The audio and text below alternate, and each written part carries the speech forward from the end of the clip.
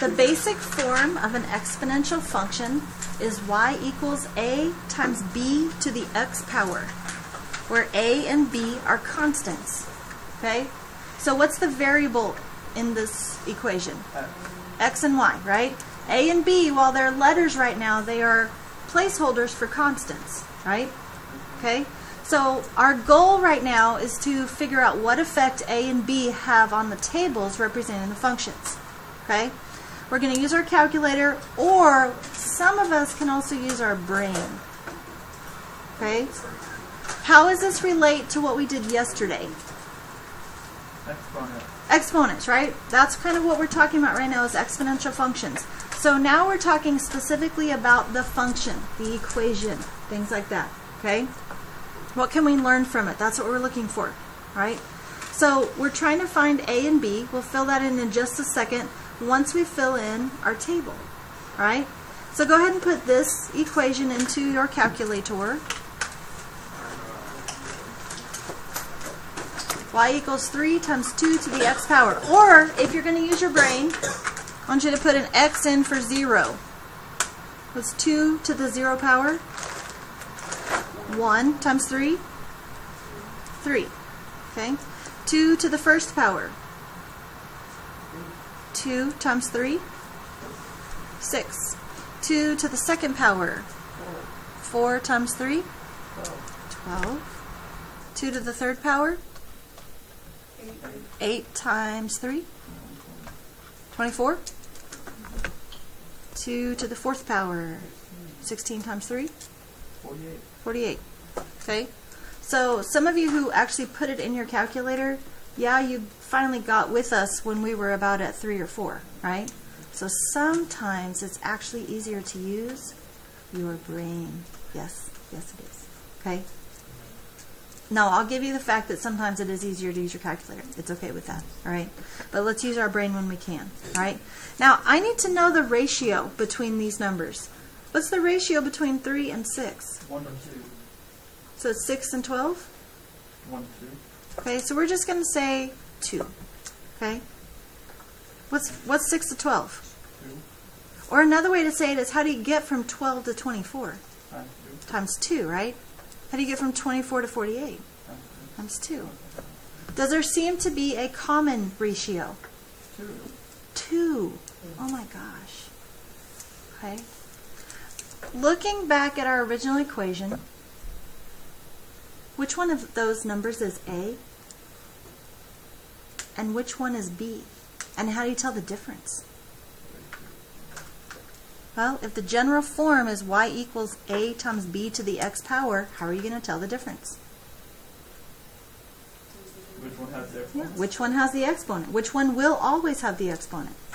B, right? So please tell me in this problem what a is. 3. And what is b? 2. So for right now, after we get done with each problem, we're going to go, because we're just making observations. God bless you. All we're doing is making, God bless you. We're making observations right now, okay? So we're just finished with this problem, so we're going to go, Okay? Look at number 2. Wait, do we have to wait till the end to know what A and B is, or we can tell at the beginning? Oh, okay. So what's A in this problem? 2. And what's B? 3. Okay? So put this in your calculator if you want. Use your brain if you want. 3 to the 0 power is 1. 1 times 2 is 2. 3 to the first power is 1. Sorry, 3. 3 times 2 is 6. 3 to the second power is 9. 9 times 2, 18. 3 to the third power is 27. Times 2 is 54. 3 to the fourth power is 81. Times 2, 162. Are you with me? Did I go too fast?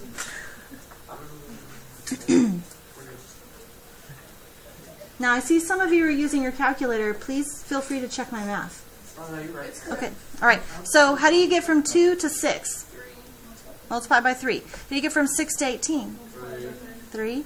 18 to 54? 54 to 162. So we're done with this problem. So, Okay? Number 3. What is A? 1. Wait, it doesn't say a 1. But it's understood. Oh, understood. Yeah, 0 wouldn't work, right? Because 0 times the other thing, the B, would make everything 0. We don't want that. So A is 1. Good observation. B? 6. Okay?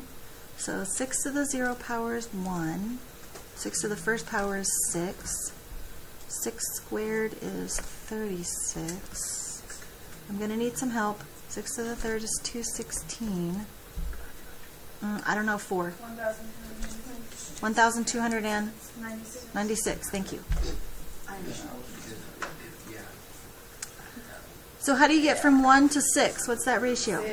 By 6. Multiply by 6. 6 to 36. 6. 36 to 216. Multiply by 6. 216 to 1296. Multiply by 6. Okay? Okay, what about 4? Tell me what A is in 4. 8. Okay. What's B in 4? Was there a confusion?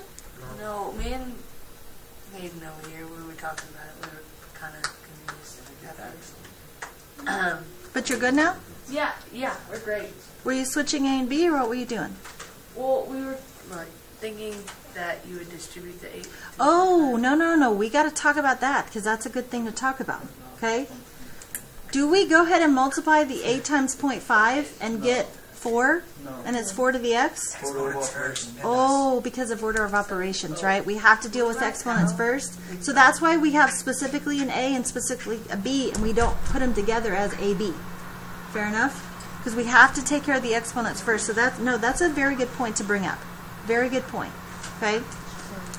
So, let's go ahead and put this in. Somebody want to put this in the calculator to check our math here in just a second, but I think we can probably do this math. Okay? So 0.5 to the 0 power is 1 times 8 is 8. 0.5 times the first power, or to the first power is 1 times 8 is 4. 0.5 squared is 0.25. A fourth of 8 is 2. 0.5 to the third power is 1.25. Pretty sure. Times 8 is... Oh, 0.125. Yeah, times 8 would be 1. And then 0.5 to the fourth power,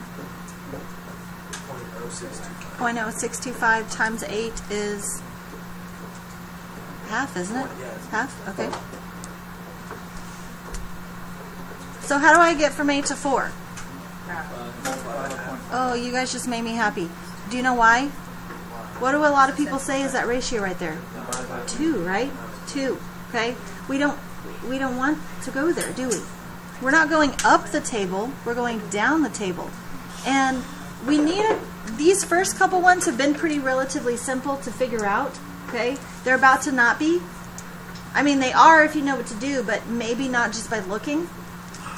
If I can't automatically see the ratio from 1 to 6, how am I going to figure that out? Could you guys honestly see the ratio between 36 and 216? Some of you couldn't. Some of you could, and that's okay. But how would I figure out that that ratio is 6? Yeah, 216 divided by 36 is the ratio. 36 divided by 6. So it's the term in the table divided by the term before it, which gives us another good reason that this ratio is 0.5 and not 2. Because what is 4 divided by 8? Divided by the term before it. That's 0.5, isn't it? What about 2 divided by 4? 0.5. Guys, why am I making sure to check every single one of these? Because I follow every worksheet exactly as how it's written all the time?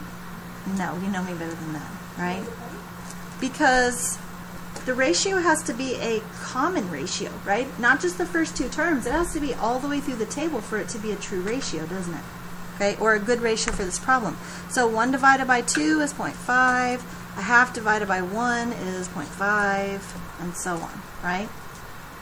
So, Okay, so look at 5. What's A? 100. What's B? 0.5. Okay. 0.5 to the 0 is 1 times 100 is 100. 0.5 to the first is 0.5 times 100 is 50. 0.5 squared is 0.25 times 100. A fourth of 100 is 25. 0.5 times 3 is 0.125 times 100 is 12.5. And then 0.5 to the fourth is 0.0625, correct? Okay, thank you. Times 100. 6.25? Yeah, that would make sense. Times 100. Oh my gosh. 50 divided by 100. 0.5. 25 divided by 50. 0.5. 12.5 divided by 25. 6.25 divided by 12.5. 5. Okay. What about number 6? A is 200. B is 0.8. Okay.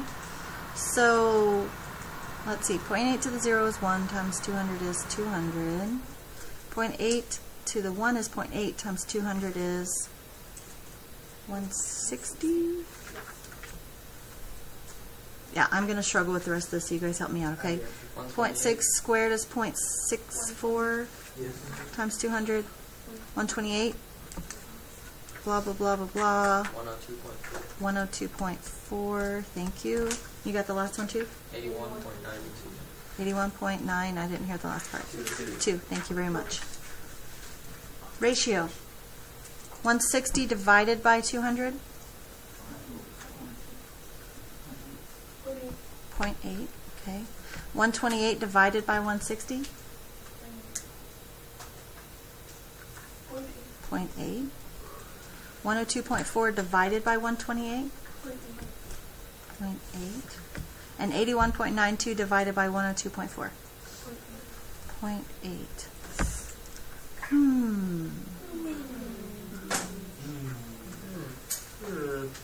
Does A show up anywhere in the table? Always? Always? Yeah, that's important, right? When we decide we can use the word always, that's a big deal, right? Does A always show up in the table? Yes, it always shows up where x equals 0. That's a big deal for exponential functions. Okay? What does the point look like if I were to graph it? 0, comma, A. Excellent. Does B show up anywhere in the table?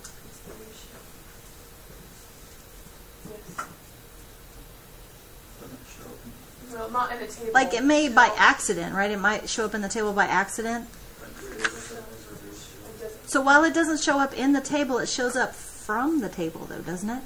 So sometimes our prepositions matter. Yes? Oh, see, there was English. What effect does B have on the table? It's the common ratio. Okay? It is the common ratio in the table. Something else I want you to think about, it's the pattern of the table. Right? Can we think of it that way? As a pattern? Some of you aren't really good at mathy stuff until I show you a pattern, and then you got it like 50,000 times as good. Okay? I'm okay with that.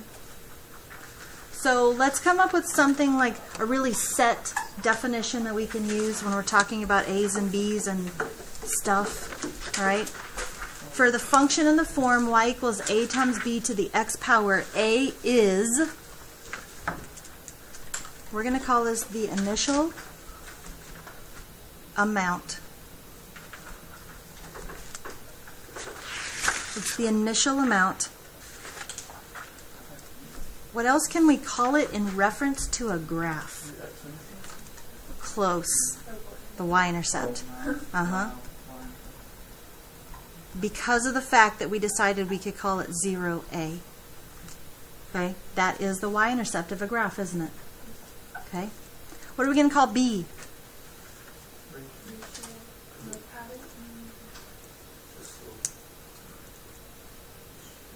We're going to call B the common ratio. Because we can have different ratios in a table, can't we? Right? In a linear function, can't you have different ratios in between everything? Or a quadratic? Or, I mean, all sorts of stuff, right? Wait, is a linear function have different ratios? It doesn't have a ratio at all, right? It has a common difference. We'll get there later, don't worry. Okay. Different things that we also know. We know that y values increase when what happens? When is y value increasing? When b is greater than 1. Very good. So if the y value increases when b is greater than 1, when does the y value decrease? That's a trick question, by the way, so be careful. Good. When b is less than 1, but also greater than 0. Knowing what you know about transformations, what happens when b is negative?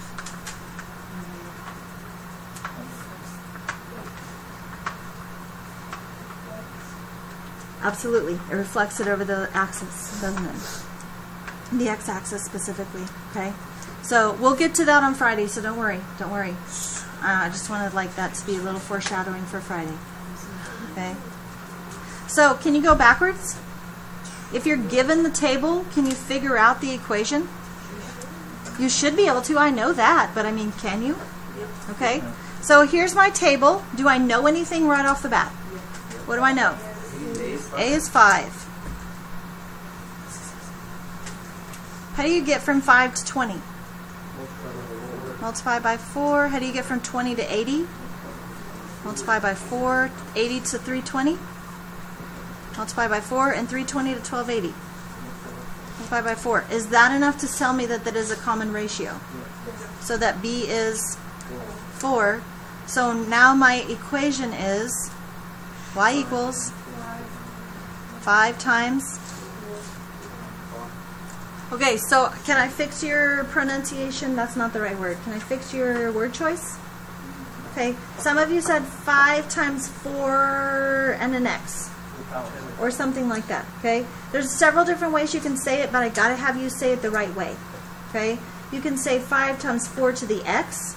You can say 5 times 4 to the x power. Please don't say 5 times 4 to the x. That's made up. That's not real, okay? 5 times 4 to the x power, 5 times 4 to the x, anything like that, okay? But please don't just say 5 times 4 and an x, or something like that, okay? So what about 8? What do you know automatically? A is 2. How do you get from 2 to 18? Multiply by 9. How do you get from 18 to 16? 162. Times 9. Guys, isn't it just enough to just do 2 of them? I mean, that's easy. Or does it have to be a common ratio? Okay? Now, by checking 4, have we truly proven that it's a common ratio? But probably it's not going to change after this, is it? Okay? So, how do you get from 162 to 1458? Multiply by 9. And then from here to here, multiply by 9. Guess what our common ratio is? 9. So our B value is 9. So our equation is y equals 2 times 9 to the x power. Yes?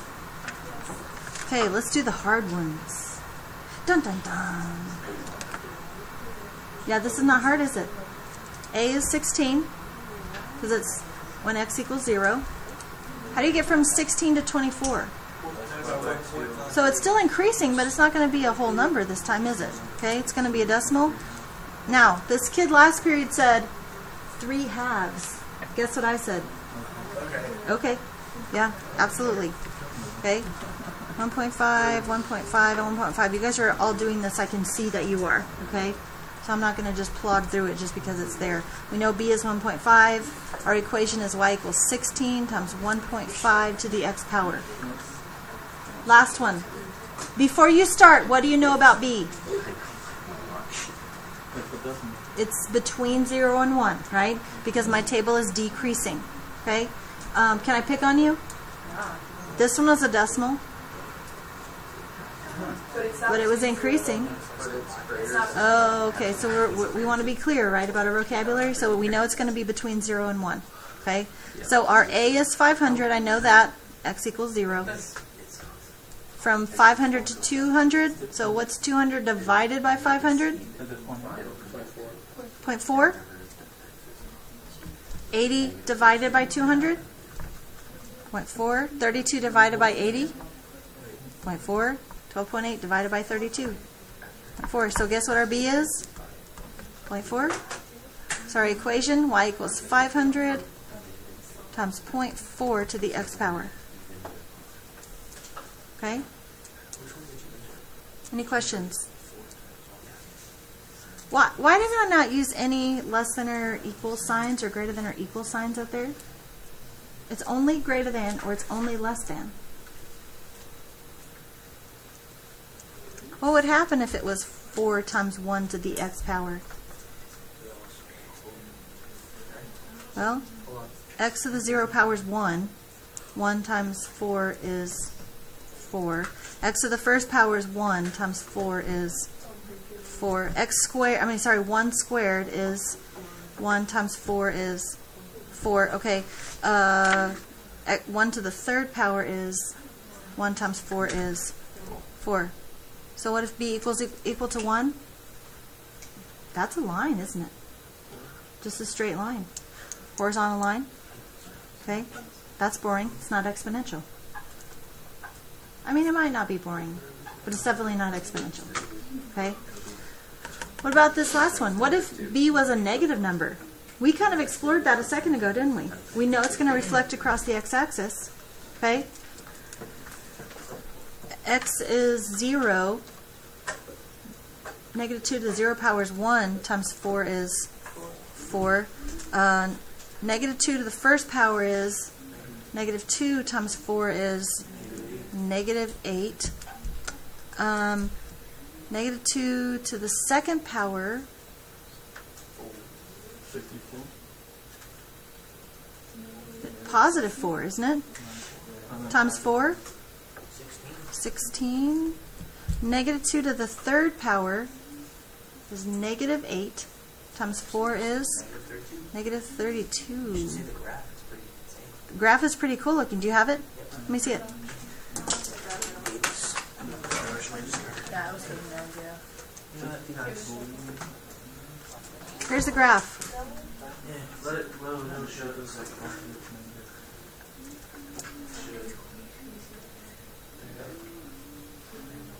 So it's still loading? I guess it takes a while. Do you have yours ready? Let me see it. Oh, there it is. What's going on? The calculator's freaking out. That's what's going on. Okay? It only has so many pixels on its screen, and it feels the need to connect pixels. So that's why it looks like that. Okay? Any questions about that? All right. Thank you very much. All right. So look at the other paper I gave you. Wait, hold on. Money? Money? No, I Money. was going to ask about this last question. Ask me. Did we go over that? Yeah. Oh, I should. Oh, you mean the very, very last one? I'm sorry. I thought we talked about it, but maybe not. Why do you think we usually don't use these values for B? Oh, I said because wow, have you seen that graph? Because, wow, have you seen that graph? That's a pretty good reason. Why don't we use 1 for B? Well, and it's not exponential, right? It's just a line. Why won't we use negative 2? Is that really exponential? Not really. I mean, it kind of is like a mirror-ish. Not exactly. How about we just don't want to talk about it? It's like that weird uncle that you have. Everyone has one. It's okay. Okay? It's all right. We just don't want to talk about it right now, okay? All right. So, you know, sometimes they give us crazy problems where we have to suspend reality. Today, we do not have one of those problems. Today, we have a very real problem that some of you are about to have to face. Some of you sooner than others. To help with the cost of tuition, room, and board, you take out a loan for $20,000 for college. You do not have to make any payments on the loan until you leave school. For the record, that's real. Okay? You don't have to make any payments on your loan until you leave college. And here's something funny. Teachers get a couple extra years because they know how awful our salaries are. Isn't that funny? Mm-hmm. Yeah, that's true. Okay. However, the loan amount accumulates interest at the rate of 12% annually. So to determine how much you owe after X years of school, complete the table in the graph and round answers to the nearest whole dollar. That's the only part that's really not real. Okay? Because banks, what are banks going to round to? There's, To the hundredth, right? Because that's money, right? We're just rounding to the nearest whole dollar to make this not so ridiculously crazy. All right?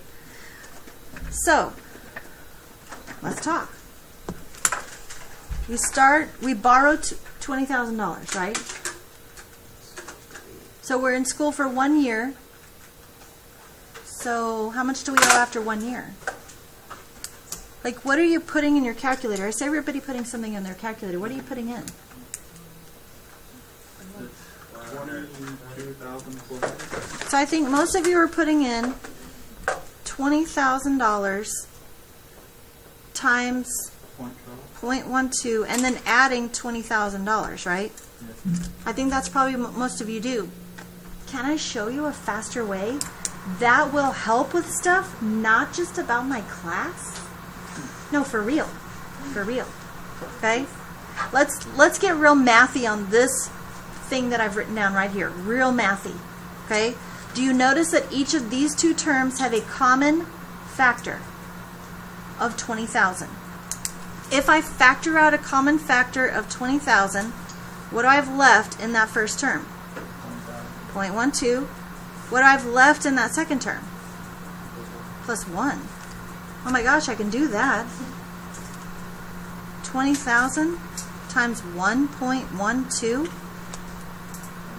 Because see, this 1 is going to take into account the original 20,000 I started with, and the 0.12 is going to take into account the 12% interest that I'm adding to it. So you just do 2.12 and 2.12. Nope. Nope. Okay? So what is 20,000 times 1.12? Yeah, it's the same amount that you got when you did it that way, right? So it is 22,400. Is that what you said? 22,400. Okay? So maybe if you don't know, I would like to tell you, but if you do, you hush. Okay?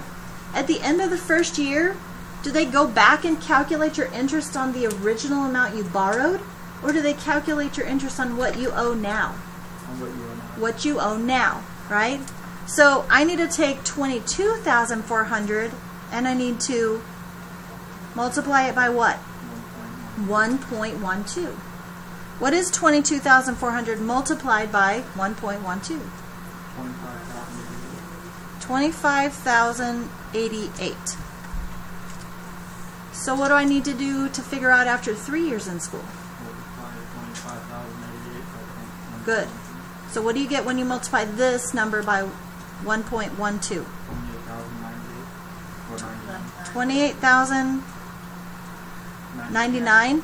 So like that.